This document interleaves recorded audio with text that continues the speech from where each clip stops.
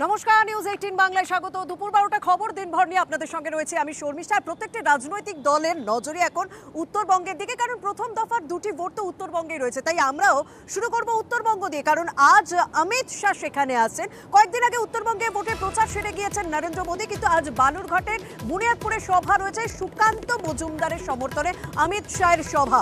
এবং উত্তরবঙ্গ কতটা গুরুত্বপূর্ণ এবং উত্তরবঙ্গে যে ভালো আসন রয়েছে, ভালো জায়গা রয়েছে বিজেপির, সেই আসন বা জায়গা ধরে রাখতে কতটা মরিয়া বিজেপি জানাবেন আমাদের প্রতিনিধি বিশ্বজিৎ আমাদের সঙ্গে রয়েছেন। বিশ্বজিৎ, সবার প্রথমেই আমি জানতে চাইবো যে সত্যিই তো উত্তরবঙ্গ একটা ভালো জায়গা, উত্তরবঙ্গে যে জায়গাগুলো বিজেপির রয়েছে সেই জায়গাগুলো ধরে রাখতে কতটা মরিয়া বিজেপি?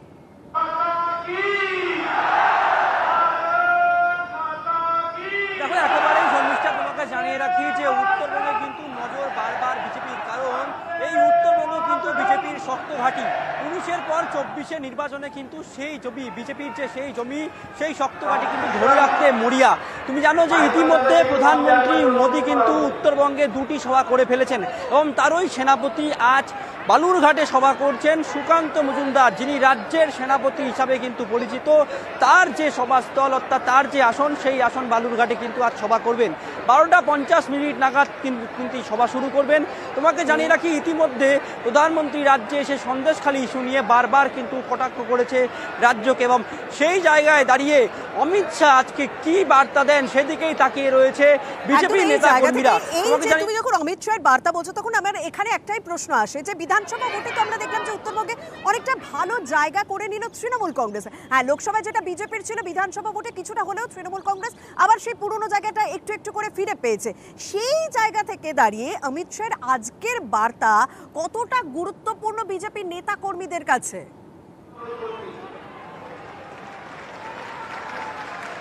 দেখো, একেবারেই শর্মিষ্ঠা, তুমি জানো যে প্রশ্ন তুমি করলে যে 19-এর পর কিন্তু 24-এ ধীরে ধীরে কিন্তু বিজেপির যে আসনগুলো বিজেপি ধরে রাখতে মরিয়া, সেই সব আগে কিন্তু আলগা হতে শুরু করেছিল, এবং সেই জায়গায় এই অমিত শাহর সভা কিন্তু গুরুত্বপূর্ণ মনে করছে রাজনৈতিক মহল। কারণ এইখানেই কিন্তু মনে করা হচ্ছে যে বিজেপির যিনি রাজ্য সভাপতি, তার জায়গায় তিনি কতটা ভাবে শক্তিশালী, তার যে জমির গড় সেটা ধরে রাখা যাবে কিনা সেই দিকে তাকিয়ে কিন্তু প্রথমবার বঙ্গে সফর করছেন, এবং সেখানে দাঁড়িয়ে অমিত শাহ প্রথম তার প্রচার করছেন কিন্তু রাজ্যের যিনি সেনাপতি, রাজ্যের যিনি বিরোধী দল, রাজ্যের যিনি সভাপতি বিজেপির, সেই সুকান্ত মজুমদারের কিন্তু গড়ে। কাজে এক কথা পরিষ্কার যে বিজেপি কিন্তু কিছুটা হলেও তাদের যে মাইলেজ, তাদের যে বিজেপি কর্মীদের পক্ষে মনোবল চাঙ্গা করতে কিন্তু আজ অমিত শাহকে এনেছে। এবং তোমাকে জানিয়ে রাখি, শুধু অমিত শাহ নয়, আগামী সপ্তাহে কিন্তু প্রধানমন্ত্রী এই বালুরঘাটে সভা করবেন। কাজেই মোদীর সভার আগে কিন্তু অমিত শাহর সভা ঘিরে ইতিমধ্যে চূড়ান্ত প্রস্তুতি হয়েছে, এবং কিছুক্ষণের মধ্যেই অমিত শাহ তিনি সভা মঞ্চে আসবেন এবং সেখান থেকে ঠিকই বার্তা দেন সেদিকেই তাকিয়ে রয়েছে। হেভিওয়েট আসন, হেভিওয়েট প্রার্থীর হয়ে প্রচারে আসছেন অমিত শাহ, এবং তুমি যেরকমটা বলে যে আগামী সপ্তাহে আবার নরেন্দ্র মোদী আবার আসবেন উত্তরবঙ্গে, অবশ্যই সেদিকে আমাদের নজর থাকছে এবং আজকের এই সভা মঞ্চ থেকে অমিত শাহ কি বার্তা দেন সেদিকে অবশ্যই নজর থাকছে। কিন্তু এবার আমরা একটু ময়নার দিকে নজর রাখি। আসলে ব্যাপারটা হচ্ছে, ময়নায় লক্ষ্মীর ভান্ডারের টাকা নারায়ণের অ্যাকাউন্টে ঢুকছে। কিরকম বিষয়টা? খানাকুলের উপভোক্তা তার লক্ষ্মীর ভান্ডারের টাকা 12 জন বিজেপি নেতার অ্যাকাউন্টে রয়েছে, যার মধ্যে বুথ সভাপতিও রয়েছে। ইতিমধ্যেই 3 জনকে আটক করা হয়েছে। আমাদের প্রতিনিধি সুজিত আমাদের সঙ্গে এখনো পর্যন্ত রয়েছে, তার সঙ্গে কথা বলি। সুজিত, 3 জনকে ইতিমধ্যে আটক করেছে, কিন্তু তার মানে প্রাথমিকভাবে তদন্তটা শুরু হয়ে গিয়েছে। পুলিশ প্রাথমিক তদন্তে এখনো পর্যন্ত কি কি জানতে পারছে? যেটা ব্রেকিং আপডেট করে দিই তোমাকে শর্মিষ্ঠা, সেটা হলো 3 জনকে আটক থেকে গ্রেপ্তার করলো পুলিশ, এবং খানাকুল পুলিশ কিন্তু গ্রেপ্তার শুধু করা নয়, আজকে আদালতে সেখানে তোলা হবে। এবং তার সঙ্গে আরও একটা আপডেট দিই, 12 এতক্ষণ জানাচ্ছিলাম আমরা, আরও একজনের নাম বেরিয়েছে, অর্থাৎ সংখ্যাটা 13। যে জালিয়াতির খবর নিউজ 18 বাংলায় আমরা ব্রেক করেছি, সেখানে কিন্তু দেখা যাচ্ছে আরও অনেক তথ্য সামনে আসছে। সেখানে একেবারে তথ্য যেটা তোমাকে শুরুতে বললাম, 3 জনকে প্রথমে আটক, এখন কিন্তু গ্রেপ্তার করা হচ্ছে, এবং অভিযুক্তদের 3 জন গ্রেপ্তার, তার সাথে সাথে মূল অভিযুক্ত তাকে কিন্তু খুঁজছে পুলিশ। আজকে আদালতে তোলা হবে আরামবাগে। তারই মধ্যে যেটা জানা যাচ্ছে 12 জন বলে যেটা জানা গেছিল 13, অর্থাৎ সংখ্যাটা কি আরও বাড়তে পারে শর্মিষ্ঠা? এই প্রশ্ন কিন্তু প্রশাসনের পক্ষ থেকে কিন্তু নিজেরা খোঁজ নিচ্ছেন, কারণ সবে তো 12 জন থেকে 13 জন হয়েছেন, তার মানে এই যে কারচুপিটা, কি কারচুপি না একজনের নামের লক্ষ্মী ভাণ্ডার অন্যজনের নামে কিভাবে দেওয়া হয়েছে না অ্যাকাউন্ট নাম্বারগুলো, সেই অন্যজনের অ্যাকাউন্ট নাম্বারগুলো এই প্রকৃত গ্রাহকদের বা প্রাপকদের একদম নামে কিভাবে জালিয়াতি হচ্ছে সেটা নিয়ে আমি সুজিত তোমার কাছে আবার জানতে চাইবো। সত্যি তো একটা এত বড় জালিয়াতি কি করে সম্ভব হলো? কিন্তু 7ই এপ্রিল বিজেপি যে 13 জনের নাম উঠে আছে, যে ইতিমধ্যে যে 3 জনকে গ্রেপ্তার করা হয়েছে তাদের মধ্যে একজনের বাবা তার ছেলের পক্ষে কিন্তু সাফাই দিয়েছিলেন। তিনি বলেছিলেন যে তার ছেলে কি করে করলো সেটা তো তিনি জানেন না, তার ছেলে তো খানাকুলে কাজ করে। সমস্যাটা তো ওখানেই, খানাকুলেরই তো উপভোক্তা, কিন্তু অ্যাকাউন্টে টাকা ঢুকছে ময়নার 13 জন বিজেপি নেতা। একবার শুনিনি সেদিন তার বাবা কি বলেছিলেন। জানিনি ছেলে বাইরে কাজ করে, কি করছে নাই করছে, আমরা বাড়িতে থাকি, এ পর্যন্ত আমরা কিছু জানি না। আপনার ছেলে কোথায় কাজ করে? কোথায়? ওই খানাকুল, কিসের কাজ করে? ও ব্লকে ডাটা এন্ট্রির কাজ করে। আমাকে এইখানে ব্যাংকে বলছিল যেটা লক্ষ্মীর ভাণ্ডার পাইছি, সেটা আমি না বলবো নি। আচ্ছা আচ্ছা, আপনি লক্ষ্মী ভাণ্ডার পেয়েছেন? হ্যাঁ পেয়েছি, সে নাকচ হয়ে গেছে। বলছি আপনি তো বিজেপির একটা বুথ সভাপতি ছিলেন তো? হ্যাঁ আমি বুথ সভাপতি আছি বলে তো ওই জন্য আমার উপরে এত। কোন দলের? বিজেপি। সত্যি সুজিত, বাবার পক্ষে তো জানা সম্ভব না যে ছেলে কি করছে, কোথায় কি করছে, কিন্তু বাবা এইটুকুনি জানেন যে ছেলে খানাকুলে কাজ করেন। এইখানেই তো ব্যাপারটা, জালিয়াতির বীজ তো সেই খানাকুলেই পোতা হয়েছিল, যার সুবিধা পেয়েছেন 13 জন ময়নার বিজেপি নেতা। কিন্তু এই জালিয়াতিটা হতো কিভাবে, কিভাবে হয়েছে বিষয়টা? দেখো, বাবা যদি দায়সারা এই উত্তর দেয় তা মানতে নারাজ পুলিশ। কারণ তুমিও এটা জানবে, লক্ষ্মী ভাণ্ডার মহিলাদের জন্য সরকারি প্রকল্প, সেখানে উনি একজন পুরুষ, উনি কেন তুলছিলেন এই প্রশ্নটা তো আসবে। কারণ ব্যাংকের পাসবই আপডেট করে দেখছেন লক্ষ্মী ভাণ্ডারের টাকা ঢুকছে এবং জেনে শুনেই তো টাকাটা তুলছিলেন। এবং তিনি শুধু একা নন, তার সঙ্গে আরও 12 জন, অর্থাৎ 12 থেকে 13 জন এই যে টাকাটা তুলতেন জেনে শুনেই তুলতেন, এমনটাই পুলিশ জানতে পেরেছে। গতকাল এখানে এসে খানাকুলের পুলিশ এসেছে, পূর্ব মেদিনীপুরের পুলিশ হেল্প করেছে, ময়না থানার পুলিশ হেল্প করেছে, 3 জনকে আটক করেছে। মূল অভিযুক্ত ওই বিজেপি বুথ সভাপতির ছেলে, সে কিন্তু পলাতক, কিন্তু তার বাবা অর্থাৎ যিনি কিনা এই টাকা তুলেছেন অনেকের সঙ্গেই, এবং সেই তোলাটা কিন্তু 7, 8, 9 মাস ধরেই তুলেছেন। তাহলে তুললেন টাকা, সেখানে ছেলে কি করলো বড় কথা নয়, তিনি টাকা তুলছিলেন কেন, এবং সেটা মহিলাদের জন্য লক্ষ্মী ভাণ্ডার প্রকল্পের টাকা, সেই টাকা তিনি বেশ তুলতেই থাকলেন। এবং সবাই সবকিছু জানে, কিন্তু এই মুহূর্তে যখন বিষয়টা প্রকাশ্যে এসেছে প্রত্যেকেই একটা দায়সারা ভাব দেখাচ্ছেন কি যে কেউ কিছুই জানে না, কিন্তু সেটা তো সম্ভব নয়। যাই হোক, আপাতত ধন্যবাদ সুজিত। আর এই মুহূর্তে আমরা বিরতিতে যাচ্ছি, বিরতির পর কোন খবরের দিকে নজর রাখবো, কারণ এবার ইডির নজরে শাহজাহানের ভাই আলমগীর, তাকেও হেফাজতে নেওয়ার আর্জি। ফিরে আসছি বিরতির পর। আমরা যে খবরের দিকে নজর রাখবো, ভূপতিনগর বিস্ফোরণ। এই বিস্ফোরণে ইতিমধ্যে 2 তৃণমূল নেতাকে গ্রেপ্তার করা হয়েছে, মনোব্রত এবং বলাইচরণ। এই দুজনকে আবারও আজ আদালতে পেশ করবে এনআইএ এবং তাদেরকে হেফাজতে নেওয়ার আর্জি জানাবে। আমাদের সঙ্গে রয়েছেন প্রতিনিধি অমিত। এই দুজনকে আগেও হেফাজতে নিয়েছিল, এখনো পর্যন্ত কোনো রকম জিজ্ঞাসাবাদে কোনো রকম গুরুত্বপূর্ণ তথ্য উঠে এসেছে এবং আজ হেফাজতে কি আবারও চাওয়া হবে?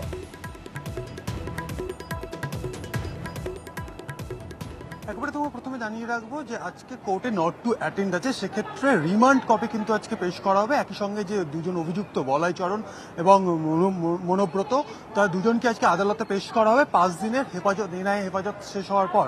এবং এনআইএ সূত্রে দাবি করা হচ্ছে আবারও তাদেরকে নিজেদের হেফাজতে চেয়ে আর্জি জানানো হবে আদালতের কাছে। কারণ এই গত 5 দিন ধরে, অর্থাৎ শনিবার থেকে আজকে পর্যন্ত যে জেরা পর্ব চলেছে, সেই জেরা পর্বে বিভিন্ন তথ্য প্রমাণকে সামনে রেখে তাদেরকে জেরা করা হয়েছে, কিন্তু তদন্তে চূড়ান্ত অসহযোগিতা করেছেন এই বলাই এবং মনোব্রত, এমনটা কিন্তু দাবি করা হচ্ছে এনআইএর তরফে। কারণ বেশ কিছু এই দুজনের সঙ্গে ভূপতিনগর বিস্ফোরণে নিহত যে 3 জন ছিলেন তাদের সিডিআর, অর্থাৎ কল ডিটেলস রেকর্ড বা টাওয়ার লোকেশন, এই সমস্ত বিষয় তথ্য প্রমাণকে সামনে রেখে তাকে জেরা করা হয়েছে।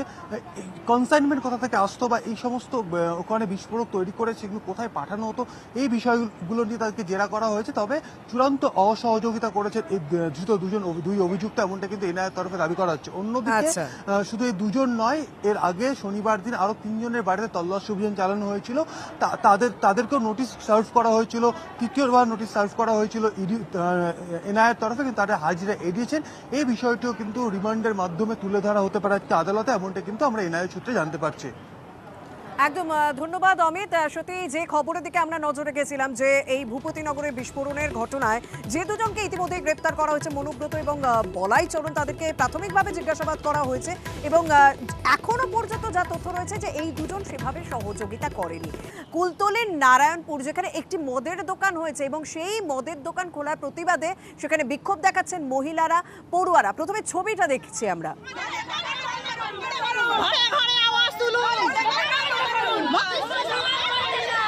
কুলতলির নারায়ণতলায় উত্তেজনার প্রতিবাদে পথে মহিলা এবং পড়ুয়ারা পথ অবরোধ করেন। পরে পুলিশের হস্তক্ষেপে বিক্ষোভ ওঠে।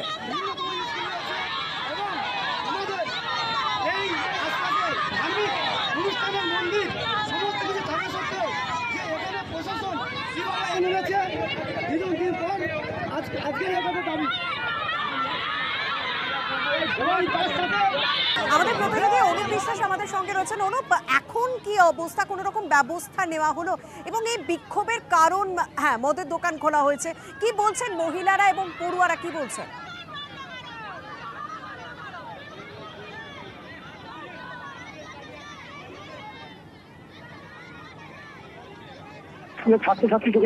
আমরা কথা বলবো আমাদের প্রতিনিধি অনুপের সঙ্গে, তবে যোগাযোগ বিচ্ছিন্ন হয়েছে। আপনাদেরকে যে ছবি দেখাচ্ছি, কুলতলি নারায়ণতলার ছবি দেখছেন, যেখানে মহিলা এবং পড়ুয়ারা তারা রাস্তায় নেমে প্রতিবাদ বিক্ষোভ করছেন, তারা অবরোধ করেছেন কি না মদের দোকান খোলা হয়েছে সেই কারণে প্রতিবাদে মুখর এলাকার মহিলা এবং পড়ুয়ারা। আমাদের সঙ্গে রয়েছেন আমাদের প্রতিনিধি অনুপ বিশ্বাস। অনুপ, তোমার কাছে জানতে চাইবো যে এখন কি অবস্থা এবং মহিলা এবং পড়ুয়া যারা প্রতিবাদ বিক্ষোভ দেখাচ্ছেন তারা কি দাবি করছেন, তারা কি বলছেন? দেখো, এখন পরিস্থিতি স্বাভাবিক, কারণ পুলিশের পক্ষ থেকে আশ্বাস দেওয়া হয়েছিল। আশ্বাস দেওয়ার পরে প্রায় আধা ঘন্টা নামে গ্রামবাসী থেকে এই যে এলাকায় যে মদের দোকান বা বার হয়েছে সেটা বন্ধ করতে হবে। বন্ধ না করলে পরিবেশ যেমন নষ্ট হবে, ছাত্রছাত্রীদের পড়াশোনারও তেমন ক্ষতি হবে, রাতবিরাতে দুষ্কৃতির আনাগোনা হবে, এমনই কিন্তু তারা কিন্তু অভিযোগ করছে। এই ঘটনায় তারা কিন্তু আজকে বাসন্তী রাজ্য সড়ক অবরোধ করে এবং অবরোধ করার ফলে বিভিন্ন জায়গায় গাড়ি চলাচল বন্ধ হয়ে যায় এবং পুলিশ ঘটনার খবর পায় এবং দীর্ঘক্ষণ প্রায় আধা ঘন্টার উপরে কিন্তু এই গ্রামবাসী থেকে শুরু করে স্কুলের ছাত্রছাত্রীরা প্লাকার্ড নিয়ে রাস্তার উপরে বসে পড়ে। তাদের একটাই দাবি, এলাকায় মদের দোকান বন্ধ করতে হবে, বার বন্ধ করতে হবে, নাহলে এই আন্দোলন চলবে। তবে বাসন্তী থানা পুলিশের পক্ষ থেকে সেখানে আসা হয় এবং অবরোধকারীদের তাদের আশ্বাস দেওয়া হয় যে তারা এর ব্যবস্থা করবে, তারপরে কিন্তু তারা সেই অবরোধ তুলে নেয়। সনিষ্ঠা, ধন্যবাদ। ধন্যবাদ অনুপ। আজকে ধরে নিয়ে যাচ্ছে, কালকে ছেড়ে দিচ্ছে, কেন এই জিনিসটা বারবার হচ্ছে? কেন, কিসের জন্য হবে? সন্দেশখালীর কোড়াকাটি এলাকা, যেখানে গ্রামের রাস্তা তৈরি হবে বলে একটা ফলক দেওয়া হয়েছে, রাস্তার কাজ এখনো শুরু হয়নি, কিন্তু সেই ফলক ভেঙে ইতিমধ্যে গুরুতর আহত এক শিশু এবং যে ফলক ছিল সেই ফলক চাপা পড়ে ওই শিশু গুরুতর আহত হয়েছে। স্বাভাবিকভাবে এলাকার মানুষ, গ্রামের মানুষ তারা প্রতিবাদ করেছেন, তারা বিক্ষোভ দেখিয়েছেন, কারণ তাদের এলাকারই এক শিশু গুরুতর আহত হয়েছেন। কারণ দীর্ঘদিন ধরে সেই রাস্তা এখনো পর্যন্ত কাজ শুরু হয়নি, কিন্তু তার শিডিউল একটা ফলক করে সেখানে লাগিয়ে দেওয়া হয়েছে, যে কারণে খেলতে গিয়ে এক শিশু আজ গুরুতর আহত। সেই ফলক চাপা পড়ে গুরুতর আহত হয়েছে সে। রাস্তার ফলক ভেঙে জখম শিশু। সন্দেশখালীর কোড়াকাটি এলাকায় এই ঘটনাটি ঘটেছে। রাস্তার কাজ এখনো হয়নি, কিন্তু কাজের শিডিউলে ফলক লাগিয়ে দেওয়া হয়েছে, আর খেলার সময় সেটি ভেঙে চাপা পড়ে গুরুতর আহত এক শিশু। আমাদের সঙ্গে সরাসরি রয়েছেন প্রতিনিধি অনুপম। অনুপম, সত্যি তো কাজ এখনো হয়নি, কিন্তু সেই ফলক ভেঙে, মানে কাজ কবে হবে, কিভাবে হবে, কার নেতৃত্বে হবে, সেই সমস্ত কিছু লেখা যে ফলক, তাতে একটা শিশু আহত হলো। গ্রামের মানুষরা কি বলছেন এবং যারা প্রশাসনিক কর্তা রয়েছেন তারা কি বলছেন?